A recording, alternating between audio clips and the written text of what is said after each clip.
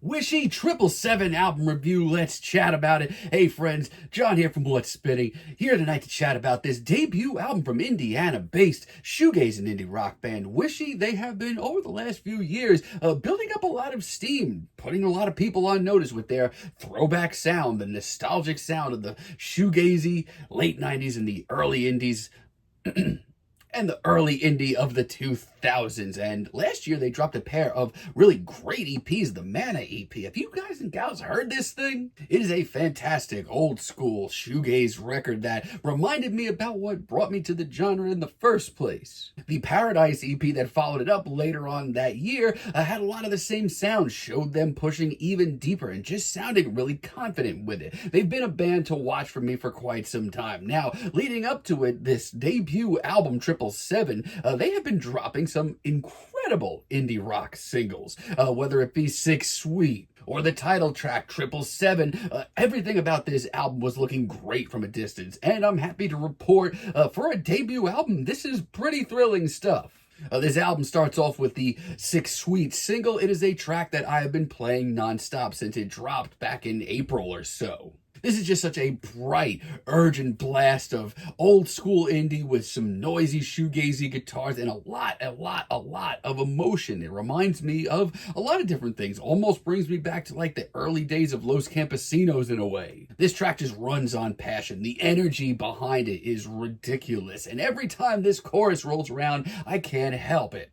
Look out, this track is a freaking blast. It does definitely have that mid-2010s indie sound. If that's not something that you're into, I understand that, but for me, this is home, and hearing this as a single excited the hell out of me. This album's title track 777 is really cool as well. Now, this is, however, an entirely different flavor that we haven't heard from Wishy up to this point. It is so warm. It is rooted in a lot of ways in classic emo. This album is easily one of the most emotionally potent indie records I've heard in quite some time. I needed a record like this. It's a little nostalgic. It's full of love. The guitar solo at the end is really classy. And I love just how hazy and scuzzy this track comes off. Awesome single. Persuasion's really great too. I love how breezy and carefree it is. It's just so youthful sounding. It's the sound of a bunch of musicians just letting their feelings out no matter what, and I love that. And a lot of this is really joyous too, and that's just nice to hear every once in a while. It is such a simple formula, but it works for the band so much. The harmonies are also just spot on. Really great track. Now, if this album has been a little bit too light and fluffy for y'all so far, give the track Game a chance. It has a punchy riff that's really explosive, and it does my heart good to hear the band try for a track this heavy and absolutely nail it. It has a punchy riff that's really explosive, but they also do something really smart, and that is bring in all of the harmonious hooks. They are so catchy. It is as instantaneous as any other indie I've heard this year, and it will stick with you. Also really love Love on the Outside. This track is just such a breezy, nostalgic track that hits on so many heartstrings. It's done really classy too, and yes, was this track ripped kicking and screaming out of the 90s? Yes, absolutely. God, it is so good. It is so good.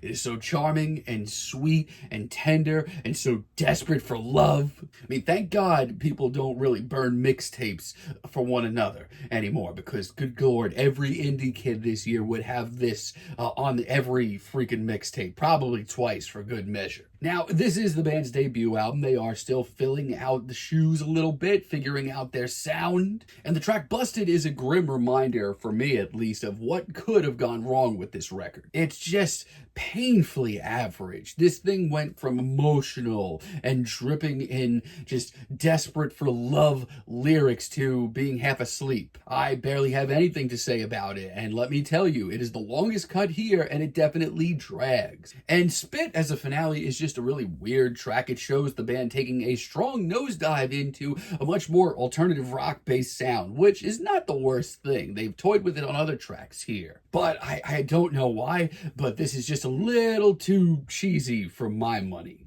It's just not where I enjoy hearing the band, sorry. But outside of that, for a debut record, this is one of the most really well executed ones that I've heard this year. Maybe the best that I've heard this year. Little While, my God, this track is just a great deep cut all around. One of my favorites here. If this has been way too much of an indie project for you and way too little of a shoegaze project, check this out. This is a glistening, old school shoegaze track by the books, and man, every last cliche is here.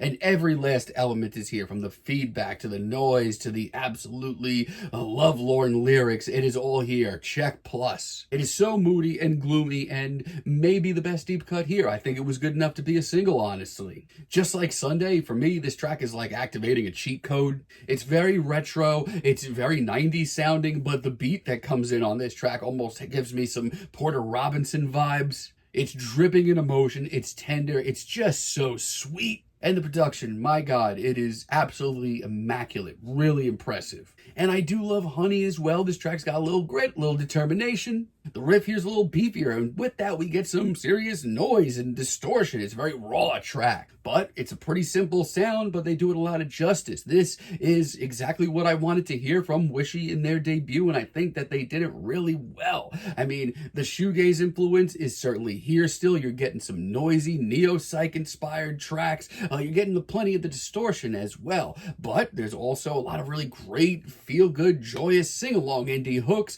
For the most part, I'm just really impressed with this thing. I can't wait to listen to it again, and I'm absolutely very thrilled to see what they do next. I mean, yeah, it's not perfect. They're still trying to iron out their sound, but they did a pretty damn good job for their debut. I'm feeling a very decent 8 on this thing, but let me know what you all think down below. If you liked the video, be sure to give us a like, give us a subscribe, and let me know down below what you would like for me to chat about in the future. And until next time, have a great day, friends.